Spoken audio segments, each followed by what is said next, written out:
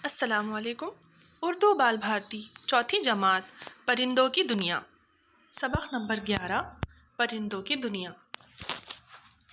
ہمارے ملک میں چھوٹے بڑے رنگ برنگے پرندے پائے جاتے ہیں۔ کسی کی آواز سریلی ہے، کسی کی بھونڈی۔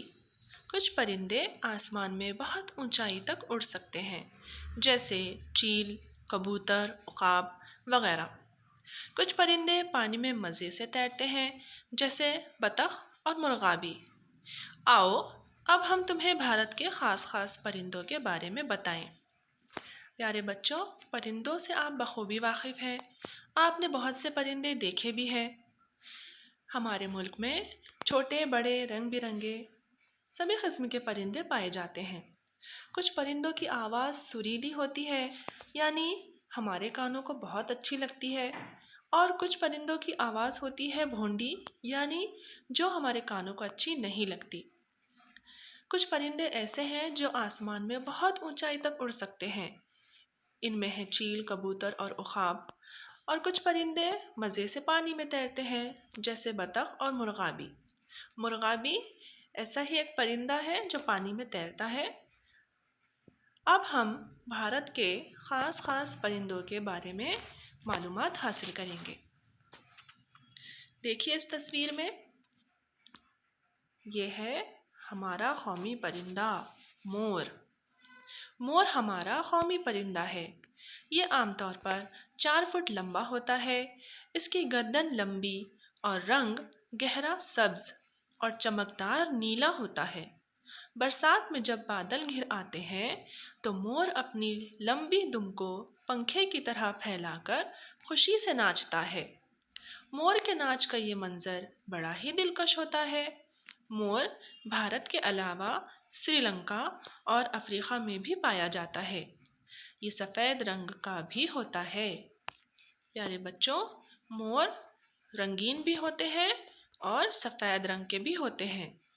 ان کی خصوصیات بتائی گئی ہے کہ یہ گہرے سبز رنگ کے اور چمکدار نیلے رنگ کے ہوتے ہیں، اور خاص طور پر بارش کے موسم میں یہ جب اپنے پنکھ پھیلا کر ناچتے ہیں تو بہت ہی دلکش یعنی خوبصورت نظر آتے ہیں۔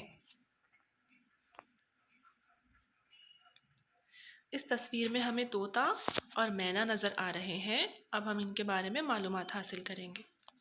طوطا مینا کو لوگ شوق سے پالتے ہیں۔ یہ دونوں بولنا بھی سیکھ لیتے ہیں۔ رٹے ہوئے جملے یہ اتنی صفائی سے بولتے ہیں کہ حیرت ہوتی ہے۔ طوطا زیادہ تر ہرے رنگ کا ہوتا ہے۔ اس کی چونچ مڑی ہوئی اور لال ہوتی ہے۔ مینا کا رنگ گہرا کتھئی اور اس کی چونچ پیلی ہوتی ہے۔ کسی علاقے میں کالے رنگ کی مینا بھی پائی جاتی ہے۔ طوطے کے بارے میں مشہور ہے کہ اسے چاہے کتنی ہی محبت سے رکھو، ایک بار وہ پنجرے سے نکل جائے تو واپس نہیں آتا۔ اسی لیے بے مروت شخص کو طوطا چشم کہتے ہیں۔ ہماری زبان کا محاورہ طوطے کی طرح آنکھیں پھیر لینا بھی اسی سے بنا ہے۔ بچوں، یہاں پر طوطا اور مینا کی خصوصیات بتائی گئی ہے۔ ان کے رنگ کے بارے میں بتایا گیا ہے۔ طوطے کی ایک خاص بات یہ ہے کہ اگر وہ ایک بار پنجرے سے اڑ جائے تو واپس نہیں آتا، چاہے اسے کتنی ہی محبت سے رکھا جائے۔ اسی لیے ایسا شخص جو بے مروت ہو، یعنی جس کے دل میں کوئی رحم نہ ہو، جس کے دل میں کوئی محبت نہ ہو، اس کو طوطا چشم بھی کہا جاتا ہے، یعنی طوطے کی طرح۔ اور ہماری زبان کا ایک مشہور محاورہ طوطے کی طرح آنکھیں پھیر لینا بھی طوطے کی اسی عادت کی وجہ سے بنا۔ کبوتر کو امن کی نشانی سمجھا جاتا ہے۔ کبوتر کئی رنگ اور نسل کے ہوتے ہیں۔ یہ ان پرندوں میں سے ہے جو جھنڈ بنا کر رہتے ہیں۔ اس کی آواز غٹر غوں غٹر غوں جیسی سنائی دیتی ہے۔ پرانے زمانے میں کبوتر کے ذریعے ایک جگہ سے دوسری جگہ پیغام بھیجنے کا کام بھی لیا جاتا تھا۔ پیارے بچوں، کبوتر کو امن کی نشانی سمجھا جاتا ہے، اور وہ کئی رنگ اور نسل کے ہوتے ہیں۔ یہ وہ پرندے ہیں جو جھنڈ میں رہتے ہیں۔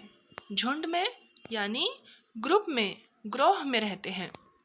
کبوتر کی آواز ہوتی ہے غٹر غو غٹر غو، جو آپ نے ضرور سنی ہوگی۔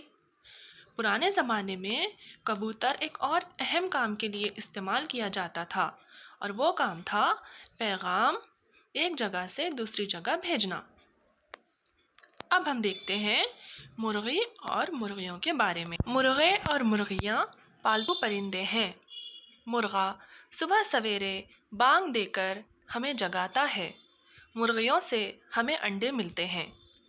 بگلا، سارس اور ہنس ایک ہی طرح کے پرندے ہیں۔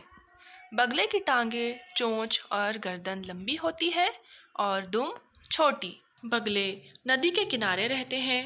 یہ بڑے سیدھے سادے نظر آتے ہیں، لیکن موقع ملتے ہی مچھلیوں کو ہڑپ کر جاتے ہیں۔ سارس سفید ہوتا ہے۔ اس کے اوپری حصے پر کچھ لال پر ہوتے ہیں۔ اڑنے سے پہلے سارس کو ہوائی جہاز کی طرح زمین پر دوڑنا پڑتا ہے۔ ہنس بھی ایک سفید خوبصورت پرندہ ہے جو ہمیشہ اپنی ہنسنی کے ساتھ تالاب میں تیرتا رہتا ہے۔ تو اس طرح بگلا، سارس اور ہنس، ان کی خاصیت بتائی گئی ہے۔ آگے بڑھتے ہیں۔ کوا اور کوئل دونوں کالے ہوتے ہیں۔ کوا ذرا بڑا ہوتا ہے اور کوئل چھوٹی ہوتی ہے۔ کوا چالاکی کے لیے اور کوئل اپنی میٹھی آواز کے لیے مشہور ہے۔ جب آم کے درخت پر بور آتے ہیں تب کوئل کی کوکو سنائی دیتی ہے۔ بچوں، کوا اور کوئل ایسے پرندے ہیں جو آپ نے ضرور دیکھے ہوں گے۔ کوا اور کوئل دونوں ہی کالے رنگ کے ہوتے ہیں۔ کوا اپنی چالاکی کے لیے، جبکہ کوئل اپنی سریلی آواز کے لیے بہت مشہور ہے۔ قدرت نے پرندوں کا جسم ایسا بنایا ہے کہ وہ آسانی سے اڑ سکتے ہیں۔